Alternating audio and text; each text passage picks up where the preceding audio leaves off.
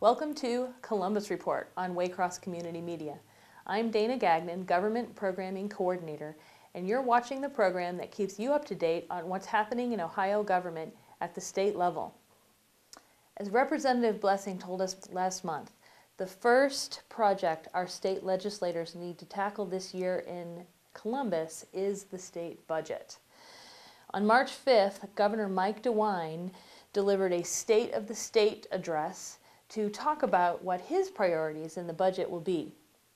Governor DeWine submits his operating budget to the General Assembly for consideration on March 15th. Governor DeWine talked about the need to work together, Republicans and Democrats, to improve the state.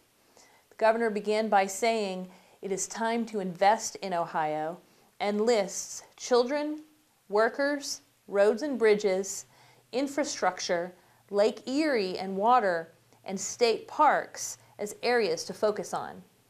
While talking about the need to fund safer roads, DeWine mentioned a gas tax as a way to fund repairs to neglected roads and bridges. He also focused on public health programs to help children affected by trauma, addiction, and poverty. He talked about job training programs for workers, clean water, and having an energy strategy that will help Ohio be competitive while generating clean electricity. We have the entire address here for you, so keep watching so you can see all of the details. Speaker Householder, Senate President Obhoff, Leader Sykes, Leader Yuko, members of the General Assembly, Chief Justice O'Connor, Justice of the Ohio Supreme Court, elected state officials, Lieutenant Governor Husted, my fellow citizens of Ohio, thank you. Thank you for the opportunity to serve.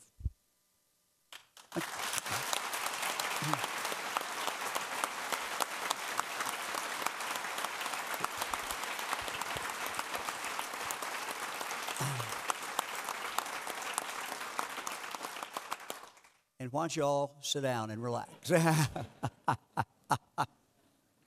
Mr. Speaker, it is so great to be in this beautiful and historic House chamber. Truly, truly the people's house. President Obhoff, thank you, Senator Yuko, for escorting me from the Senate chamber, the place where I started my legislative career. I learned so very much there from some amazing colleagues of both political parties. Let me introduce my bride of 51 years and my best friend, our new First Lady, Fran DeWine.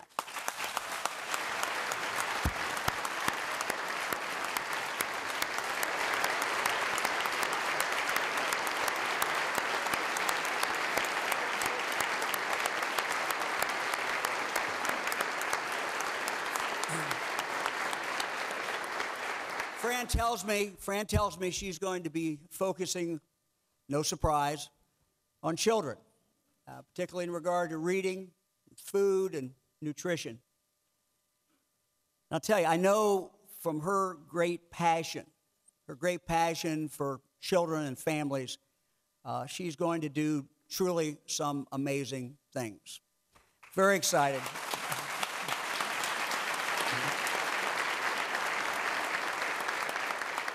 Members of the General Assembly, if our state is to move forward, we must govern together. Let me ask my cabinet at this point to rise and to face all of you. I will tell you I'm proud of this team, and I've instructed them to listen to you and to listen to the people of the state of Ohio. We will work together with you. For it's only by working together, Democrats and Republicans alike, that the people's business can be faithfully done. The Bible tells us that there is a time and a place for everything under the heavens. At this point in Ohio history, it is time for us to invest in Ohio.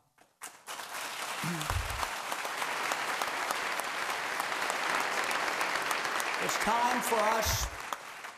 time for us to invest in our children, to invest in our workers, in our roads and bridges, in our infrastructure, and in Lake Erie, and our state parks, and our other great natural wonders. Simply put, it's time for us to invest in our future. Friend, I love this great state. There's so much to be proud of with our state's great, rich, storied history and a promising and hopeful future. It is an exciting time to be alive in the state of Ohio.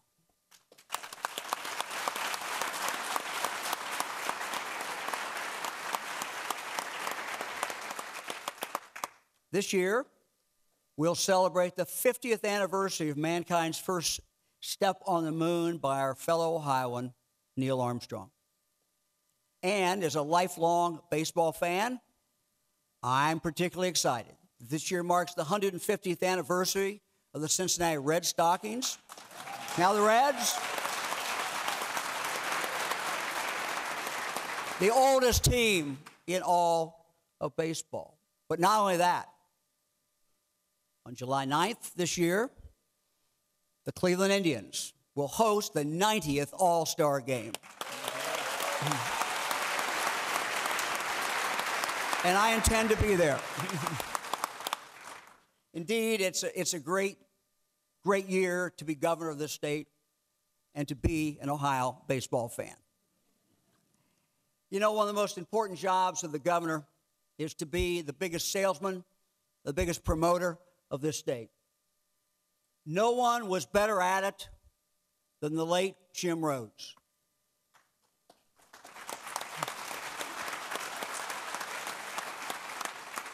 He died 18 years ago yesterday. And though his final term ended 36 years ago, his legacy lives on in so many ways all over this amazing and wonderful state. And while Governor Rhodes was passionate in promoting Ohio's interests, our economy, our tourism, our natural resources, our education system, what really set him apart was his concern for people, for all the people of the state of Ohio. In the governor's own words from his February 1965 State of the State address, and let me quote, "It's a wonderful world we have here in Ohio. Our state has more remarkable characteristics, resources, and people than any state in the union. We want to sell that idea everywhere. But I call upon you to help. I call upon every Ohioan to help. We must work together, seeking constantly that divine guidance which is rooted in our state motto. We must dedicate ourselves to a massive effort based on morality, equality, and justice to move our state forward into the future for all of our people." End of quote.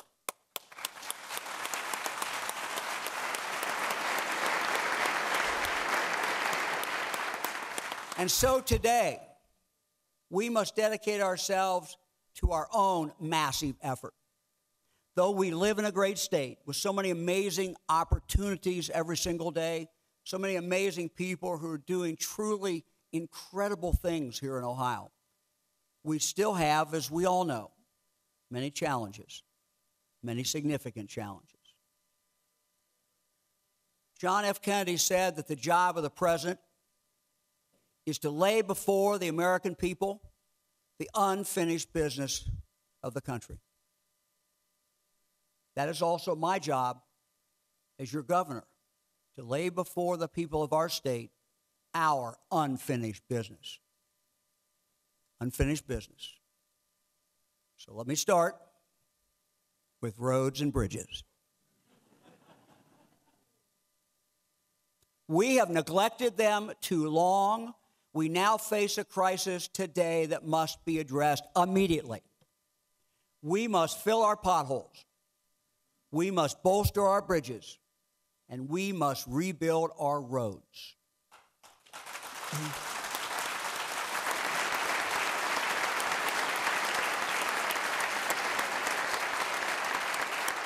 And so let me share with you the essential facts.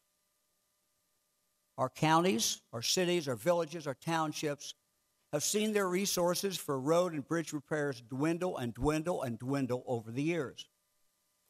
$1 of gas tax in 2005, the last time the tax was raised, now buys only 58 cents worth of road and bridge repair. And our local partners, our townships, our villages, our cities, our counties have received no relief for 14 years. Each year, their infrastructure degrades more and more and more.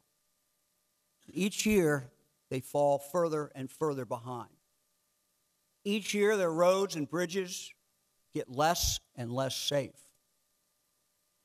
Collectively, our local government partners have over 200,000 miles of roads to maintain. And what about the bridges? Well, nearly 2,600 of their bridges are local bridges, our township bridges, our village, our cities, our county bridges. 2,600 are rated today in poor condition. Let me repeat that. Almost 2,600 of their bridges are today rated in poor condition.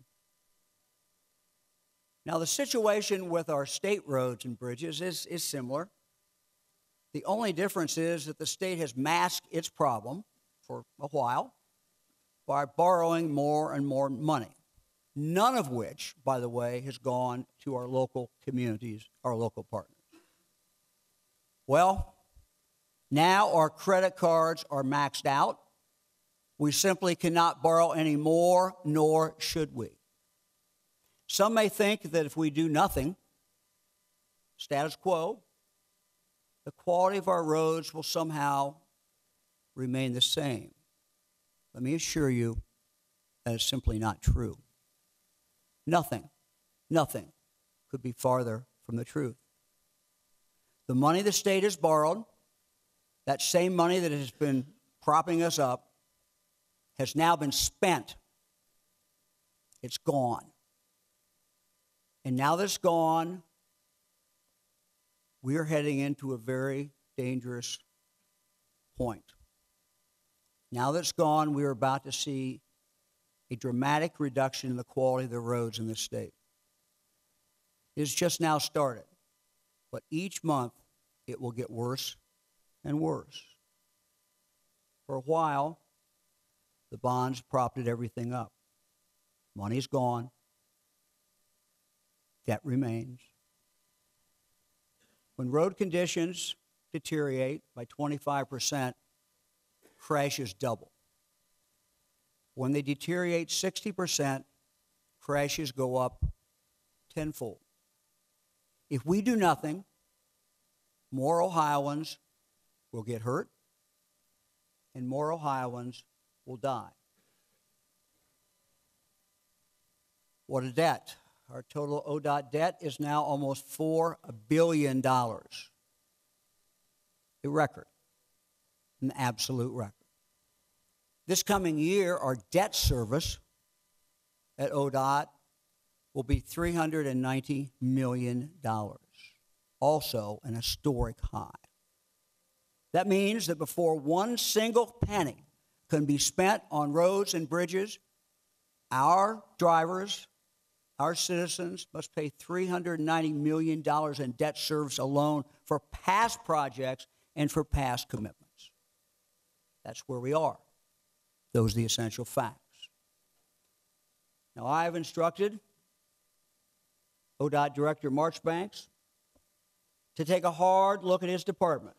And you're going to do that, and are doing it, Mr. Director, to cut everywhere he can.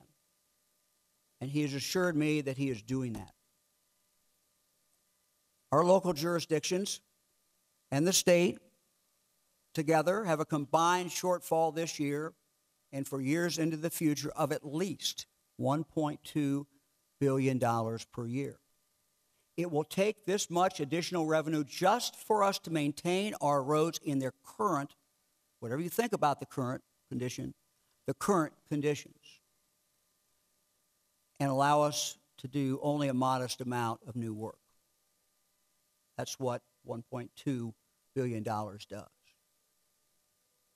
My friends in the General Assembly, my fellow citizens of Ohio, by requesting $1.2 billion to fill the budget hole and to meet existing needs, let me assure you,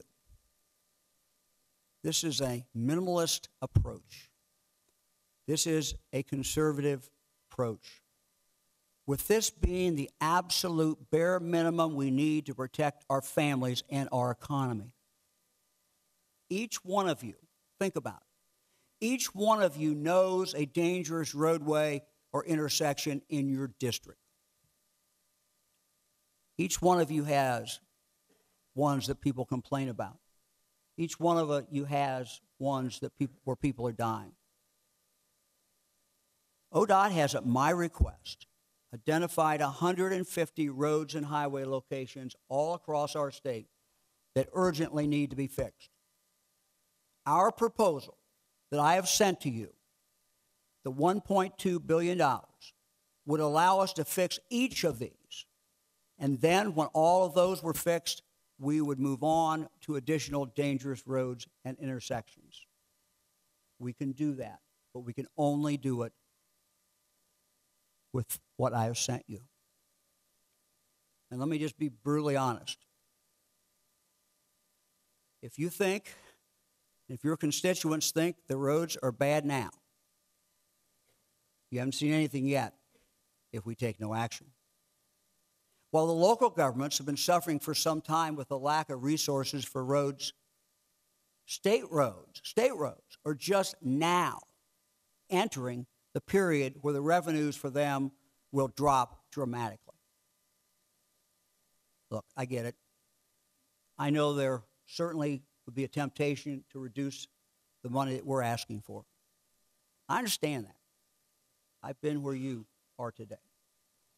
But I will tell you, it is the smallest amount we can add that will keep our families safe. I had a choice of what to ask you for, and I asked you for the bare minimum. I didn't want to play games with you. I didn't want to overinflate it. I wanted to tell you the truth. Anything less will mean either our roads won't be kept up, or new projects won't get done, or safety projects will not get done.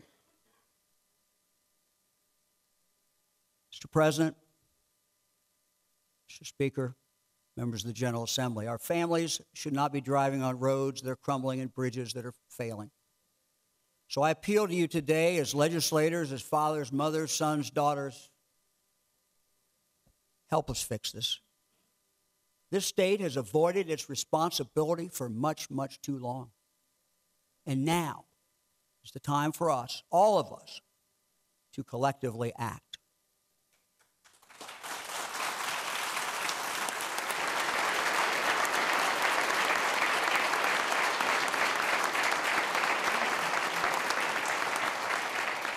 To do anything less, I believe, would be shirking our duty.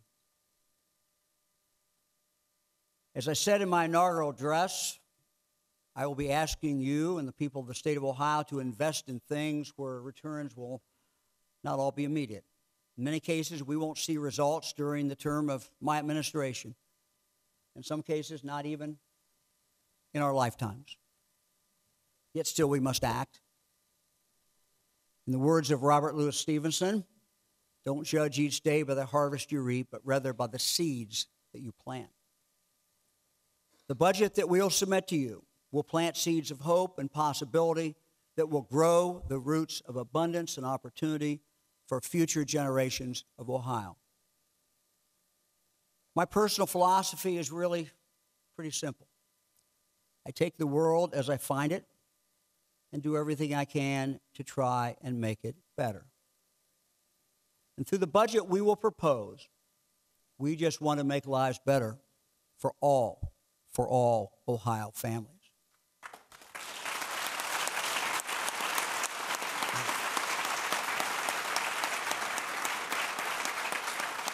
Our budget will be based on our guiding principles. which I outlined in my inaugural speech. Family is everything. Education is a key to equality and opportunity. We must be fierce and passionate advocates for and defenders of the defenseless, those in the dawn of life, the twilight of life, and the shadows of life.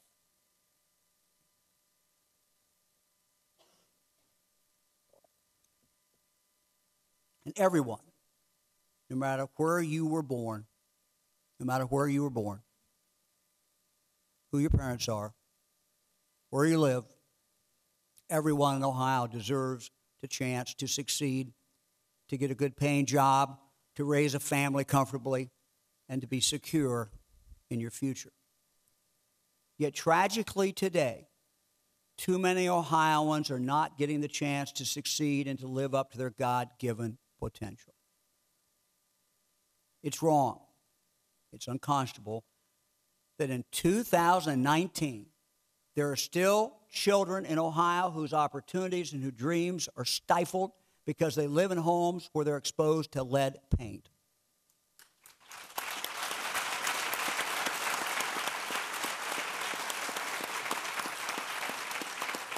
Every year, thousands of Ohio children on the age of 6 test positive for unsafe lead levels. And I will tell you undoubtedly, there are countless more who have never been tested at all who would, in fact, if tested, test positive. In 2017, we lost over 1,000 babies in Ohio who died in their first 12 months of life. That's equal to all the children under the age of 4 living in Vinton County or Monroe County, Morgan, Harrison counties. And further, African American babies are dying at almost 3 times the rate of white babies, leaving Ohio ranked 49th worst in the whole nation for deaths of African American infants. This must stop. We must work together to do it.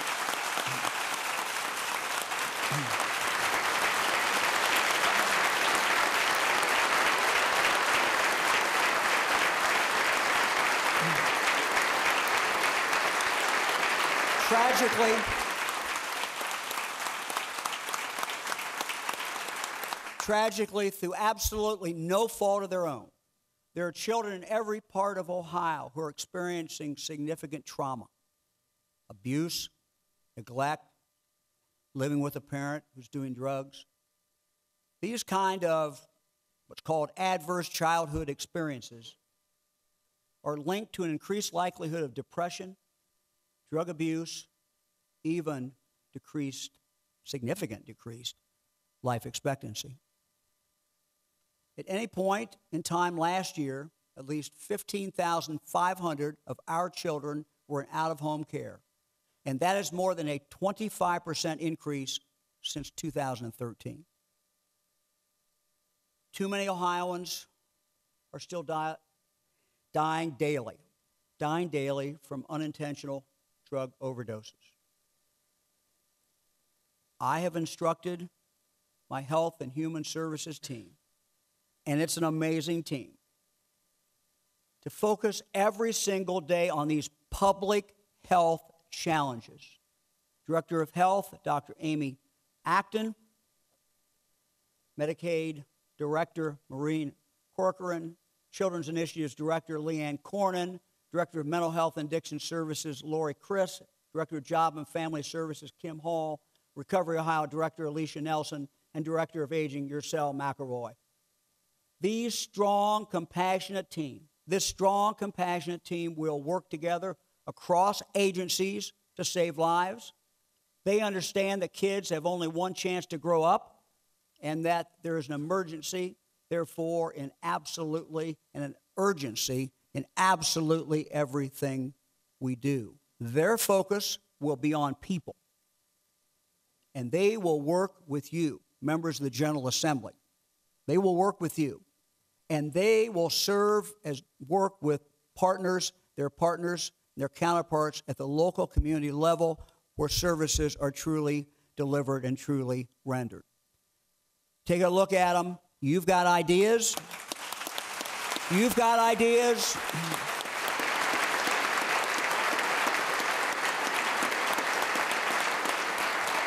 If you have ideas or your constituents have ideas, share them with them.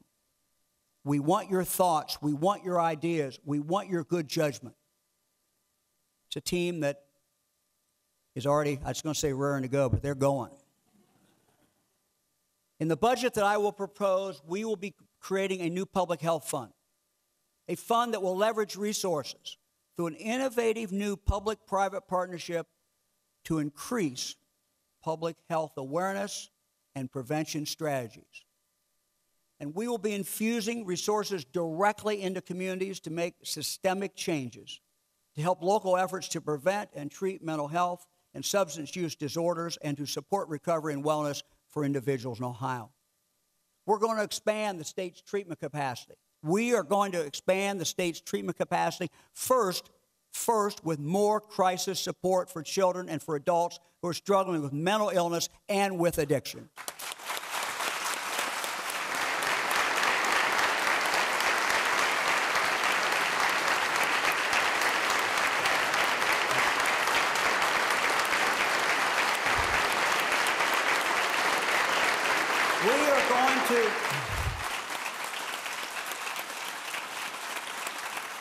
We are going to consistently and continually every year educate children in kindergarten through 12th grade on the dangers of drugs, alcohol, and tobacco use, and teach them the skills through a much-needed focus on social emotional learning, how to make healthy decisions throughout their lives. We're going to expand wraparound service models for children in school, such as our Ohio Sobriety, Treatment, Abuse, and Reducing Trauma program known as Ohio START. It provides specialized victim services to children who have been abused or children who have been neglected because of parental drug use. And it provides drug treatment for those parents as well. This intensive program that I started as your Attorney General is keeping families together and is keeping parents on the path to recovery. We're going to expand that. And I'm very, very grateful to my friend Attorney General Yost for his continued support of this program. We're also going to work with Attorney General Yost as we double down on the drug cartels by increasing the number of law enforcement drug task forces in Ohio. We will empower local law enforcement agencies through our creation of a new, highly specialized narcotics intelligence unit. This innovative new center will provide local law enforcement with enhanced intelligence and high-tech analytical capabilities to strengthen criminal investigations and to improve public safety. We're going to dramatically increase the number of specialty docket courts across Ohio to get people into treatment and to keep them out of jail.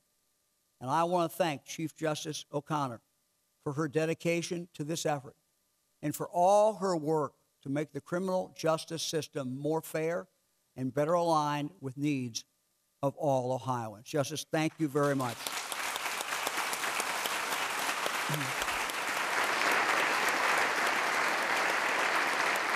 And we're going to help at-risk mothers take care of their babies by tripling the number of families served in evidence-based home visiting programs every single year.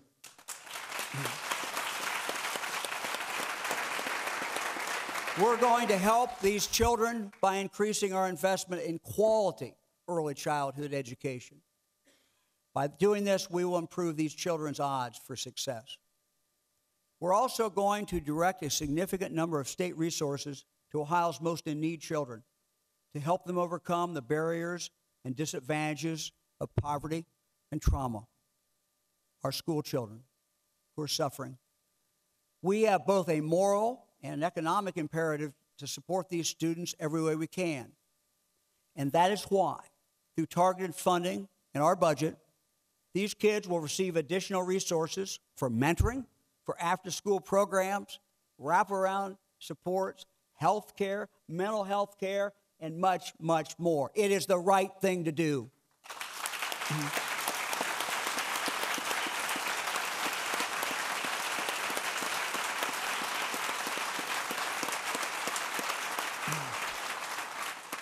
And to everyone in Ohio who works in children's services, thank you. We are going to be good partners with county children's service agencies. This drug epidemic has strained Ohio's welfare system, our child welfare system, with many, many more children being placed into foster care. And let's be honest. Let's be honest. Historically, the state's financial support to local children's service agencies has been very, very small. We have to change that, and I intend to change it.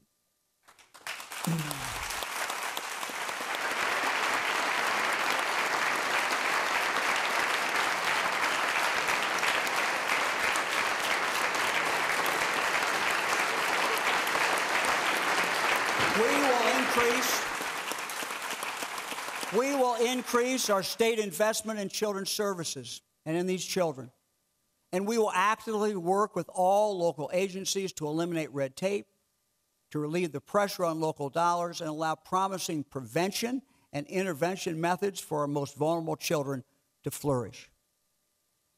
I have also instructed my Director of Foster Care Initiative, Christy Burry, to focus every day on ways to better help children and families. We elevated that position through an executive order that I signed several minutes after I was sworn in.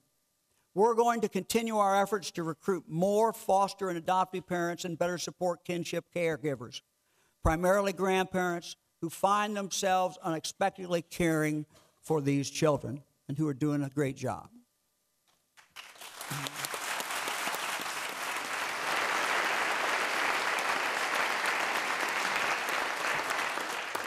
By the year 2020, 1/4 of all of Ohioans will be age 60 and older.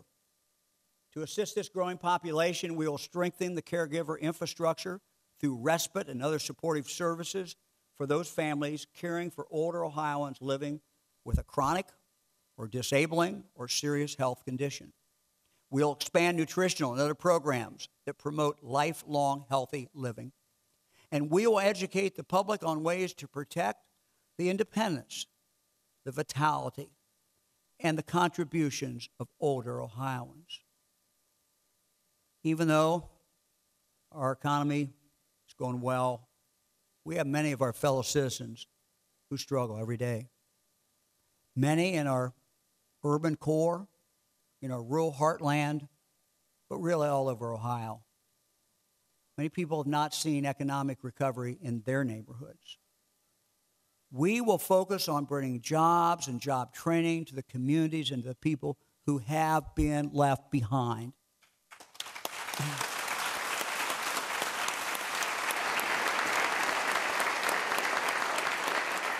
Our administration will focus on knocking down the barriers that stand in the way of a better life.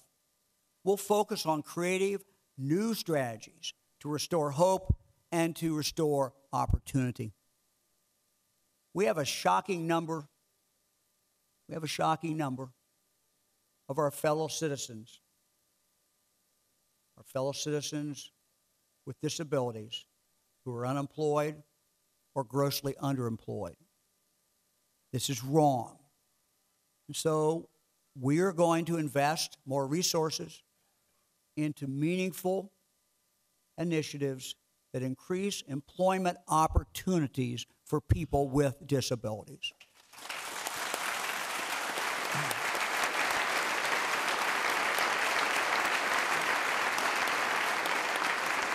And we are going to provide more job opportunities in areas that have been left out by enhanced opportunity zones.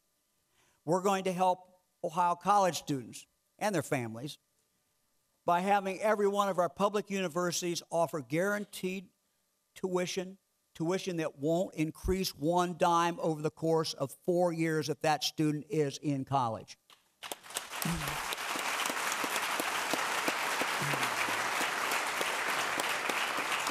The cost of college should be transparent and predictable. I want to thank our university presidents. I know several of them are in the gallery. People who are seated here today for their commitment to do this. Thank you.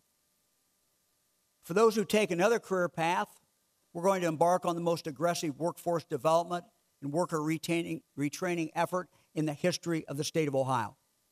We're going to invest more in career tech centers, two-year community colleges, and we are going to create at least 10,000 new industry certificates in the first year.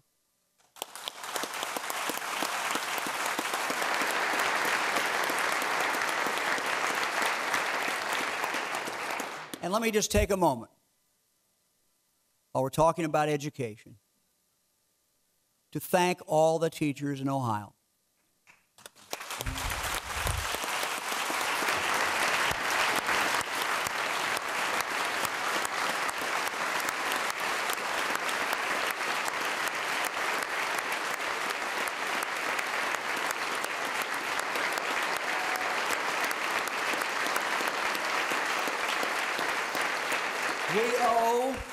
We owe so very much to them. Whether they are in early childhood education, primary education, teaching high school, homeschooling, higher education, career tech, special ed, they're doing a lot. Teaching's tough. That student taught for 4.5 months. That was tough.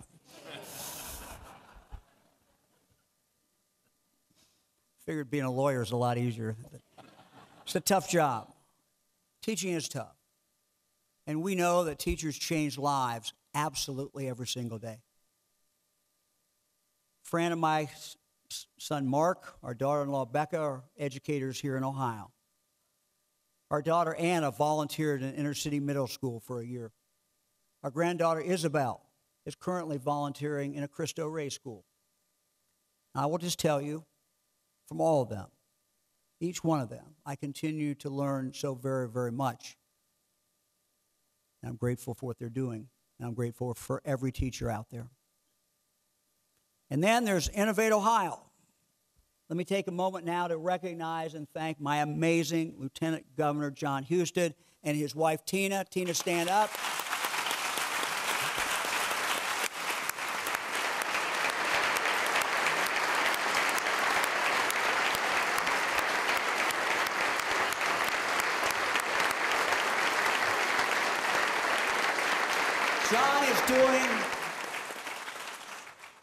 John is doing transformational things for our state through Innovate Ohio. Innovate Ohio's mission is to look at every state service through the eyes of the customers, our Ohio citizens, our job creators. Innovate Ohio will take a leading role in technology projects across this state. They will coordinate projects across our administration to use data to change the way we solve problems. Already, Innovate Ohio is working. Already, Innovate Ohio is working to better collect and use data across agencies in important areas involving the opioid crisis, workforce development, children's initiatives. A lot more is coming. Now, let me talk again about a couple more areas where we simply must invest. We need to invest more in our great state parks, our preserves, and our natural areas.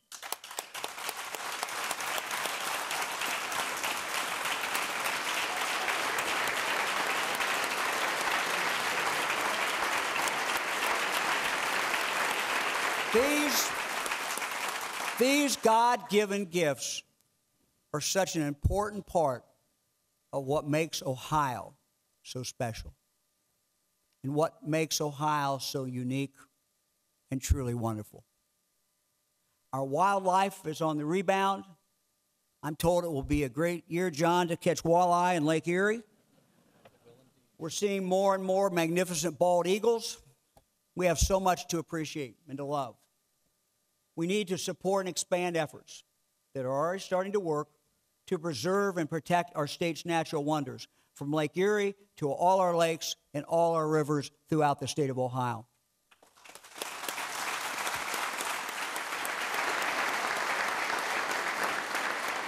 But let's be honest, at the same time, we still face some significant challenges.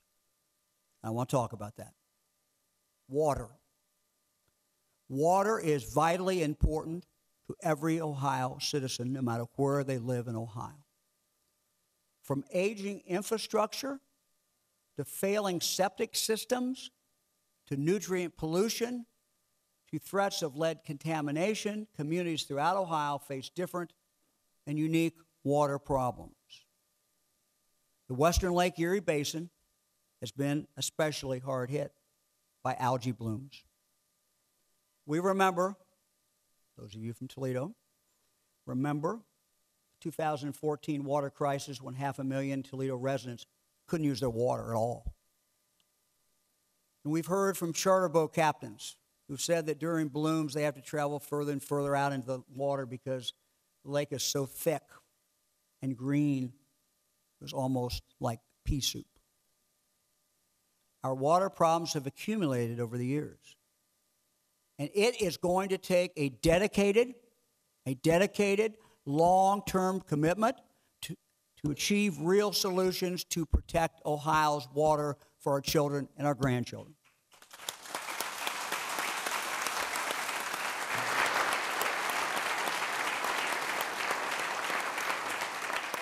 Mr. President, I greatly commend the work that you and this chamber and this legislature have all undertaken to help clean up and protect Lake Erie. And I want to tell you that I look forward to working with you to fully fund the objectives of Senate Bill 2 to save this jewel of Ohio. And we will do it. That is why, through the budget that I will submit to you in a few days, we're going to create a new fund called the H2 Ohio Fund to invest in targeted solutions to ensure safe and clean water all across the state of Ohio. We cannot, my friends, we cannot continue to lurch from water crisis to water crisis. This fund will give us the ability to plan and develop long-term solutions. We have to do it. The right thing to do is often not the easy thing to do. And this is not going to be easy, nor will it be inexpensive. But the cost of doing this now, doing it the right way, will be far lower than the cost of not doing it at all. We must make a real commitment not only to water quality, but frankly to all of our natural resources. Mr. Speaker, I share your interest in making sure that the air that we breathe is as clean as it can be. Thank you for the work that you, caucus, chamber, General Assembly have done. I look forward to working with you and all the members of the General Assembly on an all of the above energy strategy for our state that not only will ensure that Ohio's economy remains competitive, but that also generates clean electricity that lights our homes and powers our businesses.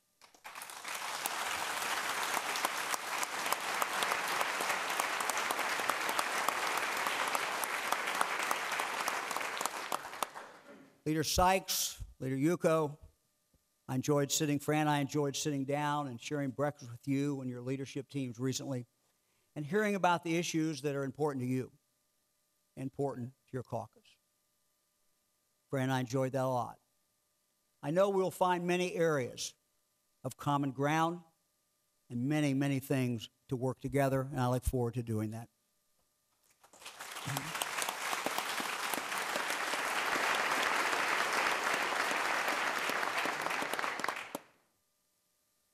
Mr. Speaker, Mr. President, members of the General Assembly, we're poised to lead a new Ohio renaissance, a rebirth of our state by facing the problems we have put off for too long and tackling our challenges head on.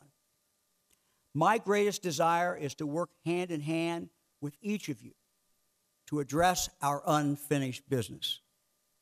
I know that through good Ohio grit and determination, and by undertaking bold, daring, and transformational efforts, we will move Ohio forward.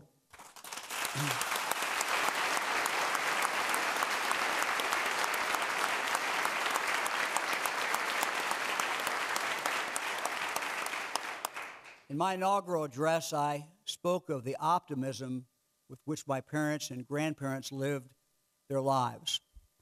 And I talked about how my grandfather planted trees well into his 80s, surely knowing that he wouldn't live to see them grow big and tall. Yet he did it. He did it nonetheless. On the eve of the night before my inauguration as your governor, Fran and I and our grandchildren and children planted another tree on our farm. That tree is a symbol of our optimism, of our commitment to and our abiding faith in the future of this state, and of our sincerest belief that through our actions now and through our investments today, we will change lives. We can do that. My dear friend, former colleague, the late Governor George Voinovich, was also very much an optimist. Fran and I learned so very much from George and Janet when I served as his lieutenant governor and later alongside him in the United States Senate. And so with them in my heart, in my mind today, I would like to conclude my first State of the State address with the closing lines of George Voinovich's final State of the State address. George's uplifting, optimistic words still ring so very, very true today. With God's help, and with all of us working together, the sun will always shine brightly over this great state of ours, beautiful Ohio. Thank you very much. Thank you.